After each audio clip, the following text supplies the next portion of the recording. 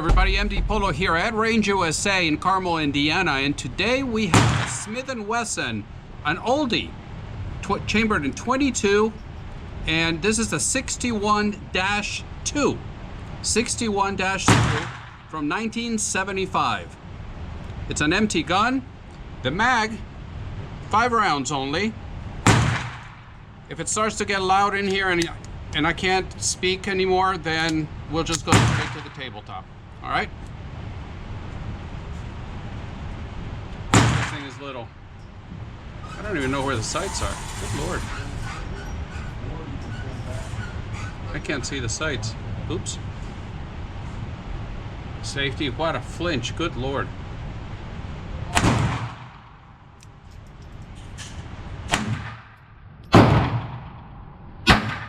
Closing my eye because I can't see the sight.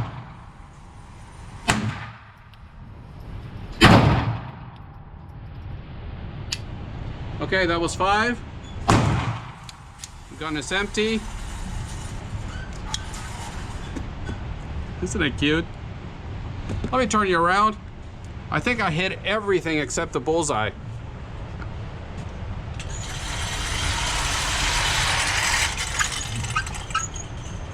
I always show you everything no matter what. 1, 2, 3, 4, 5. At least I hit the target. And I'm not sure if you're going to be able to tell, but with these sights, they're very small and they're blacked out. And I just can't see it far away.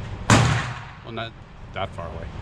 Anyway, let's go to the tabletop and take a quick look at this Smith & Wesson Model 61-2. All right, we're back from the range with a Smith & Wesson Model 61-2. And again, this is one of the pistols that was loaned to me by my friend Kirk and his family. So thank you, Kirk, for lending me this for the review. He lent me about 5 revolvers in addition to the 61-2. And I'm going to be posting those videos in the next coming weeks. You may want to keep an eye on them because they're pretty historic revolvers. So back to the 61-2, I'm trying a different format on my video review and see if you like it. Let me know. I'm going to go more by categories, and I do have notes, so I can try to give you more factual information and not just try to remember everything, because I do the videos on one take only, and I want to make sure that I give you the best that I can. So we're back from the range, and as you can see from the range footage, I couldn't hit this broadside of the barn with this thing, but nonetheless, it was a lot of fun. And so we're going to start today talking about, why does this thing exist? Well, if you remember in 1968, we were given the Gun Control Act, and that closed the door to a lot of foreign manufacturers importing small size guns. The Saturday Night Specials, you've heard that term. So guns like the Baby Browning, the Beretta Jetfire, and others were completely gone from the store shelves here in the United States, no longer available for sale. So Smith & Wesson saw an opening, saw an opportunity, and they pretty much rushed the design and production of a budget-friendly alternative to the guns that I just mentioned. And that gave birth to the Model 61 Escort.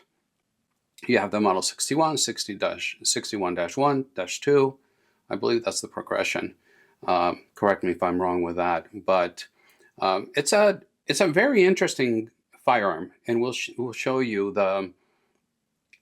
It's quirky, and let's talk about all that. But first, let's go through the specs. The 61-2, here we go. It is the 3rd version of the Escort lineup. And while I talk, I'm going to just walk it around, let you talk about it. But it was built, this particular one by serial number was built between 1970 and 1973. And of course, it was meant for deep concealment. You can just throw it in a purse, of course, hopefully in a pocket holster, put it in your pocket, ankle, whatever floats your boat. I couldn't find any information on why this is called the Escort, if there was a special meaning for that. And to show you how small it is, here's a quarter. So it gives you an idea of scale. And as far as specs, it's a caliber, it's a 22 long rifle, single action blowback design. It's got a 2.12-inch barrel. It's got an overall length of only 4.2 inches, and it weighs 14 ounces unloaded. The magazine has got a 5-round single stack mag. It's a metal mag. We'll look at it in a second. And the sights, well, they're interesting. It's just, they're very small, as you can see here. And this is unlike any other sight that I've seen before, and I'll show it to you in a second. But fixed blade front, notch in the rear. The frame is aluminum alloy. The slide and barrel are steel. And it does have a safety. There, you can see it's, I don't know if you can see it, but it says safe and fire. Okay, plastic grips. They did a good job with them. They fit well. They try to look like wood. I didn't take them off to see what was underneath there. But overall, if you see the fit, it's well done. No real sharp edges anywhere except here. You can probably see that it's protruding. This pin here, this is not my firearm, so I did not try to pound it back in or see what's going on there. But it's very sharp. I mean, very sharp. So that's the only thing that I was like, ouch, this is not good. Okay, the trigger pull is very much almost 1911-ish in the way that it just goes straight back. It's got a very, very light tilt downward, but otherwise it's a straight pull back. So that was pretty cool. Now, as far as this version versus other versions, the earlier version was very easy to, let me back up. It's not very easy to do anything. It was difficult to disassemble, and there was failure after failure after failure. The 61-2 improved on that a bit. Okay, so it was comfortable to shoot, but as much as I tried, I just could not get accurate with this gun. And even though it's surprisingly ergonomic, but you cannot be doing any mag dumps with this, 5 rounds, bah, bah, bah, bah.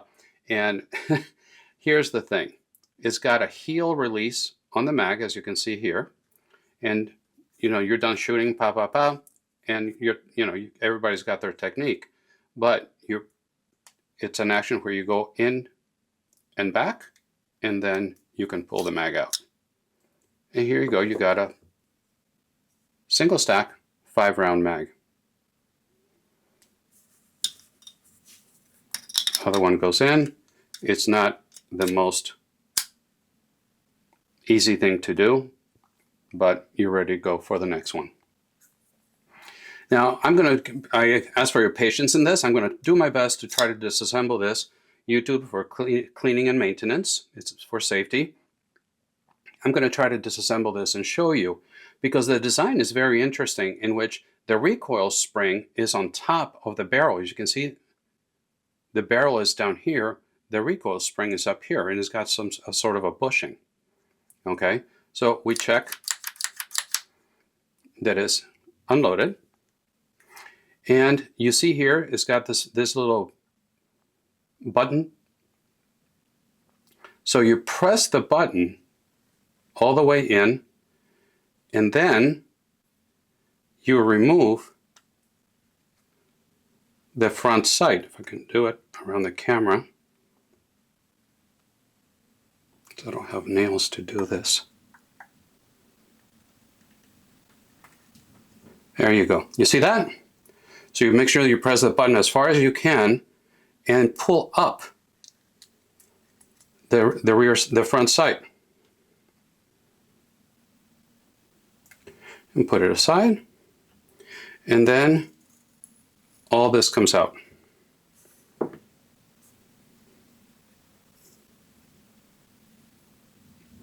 Put it aside. And now you got the slide. You pull it back and up. And there you got the 61-2 Escort disassembled. So you see your barrel is down here. And your recoil management system is on top. And there's your internal hammer. So pretty cool design. I've never seen something like this. So to put it back together, you start from the back. Let me do it around the camera. Okay, so you put it down, slide it forward, then your spring goes in. And I hope I can do this. Like I said, around the camera is not the easiest. That's why you have to be careful, because that thing just sprung 1,000,000 miles per hour. And yes, that's staying in there. Like I mentioned to you, I have all my videos, I do it on one take only, and it is what it is. So there we go. Push it in as much as I can. And the front sight goes in. Release the button.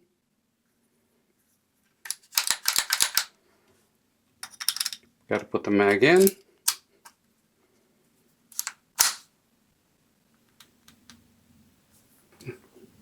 There you go. Whew, that's always stressful when you try to do that on camera. So that's how you disassemble the 61-2 Escort. And I thought it was very ingenious, and I like stuff like this that is just different. All right. So as far as reliability, like I said, it's not something you're gonna, it's like a get off me type gun. It's not something that you're gonna be able to, at least I can't shoot very well with this, but if this is the last thing, the only thing you can carry, that'll be very good. As far as collectability, these days the 61-2 is more of a conversation piece really than a carry piece. And you can find them at auctions, estate sales, gun shows, private sales, somewhere between 200 and 400 jelly beans, depending on condition and if you have the box and the paperwork and all that. But if you're a collector and if you're a Smith & Wesson aficionado, this is probably something you want to have in your collection. It's one of those oddball grail guns that you can get and just keep forever and show it to your children, grandchildren, all that stuff. So it kind of makes you think that even Smith & Wesson had some growing pains in their teenage years. So again, this is the Smith & Wesson Model 61-2 Escort.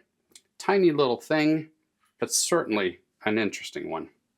And just again, for scale. So once again, thank you to Kirk and his family for lending me this gun for the review. And please remember that I upload videos every Friday morning when I can, on Wednesday mornings as well. And I would love to hear your comments below. I'm starting to lose steam here. I'd love to hear your comments below. Let me know if you have one of these. What are your thoughts on it? What's been your experience? And if you don't have one of these, what do you pocket carry? If you pocket carry, I'm curious about that as well. So once again, thank you so much for stopping by. And until the next time, God bless.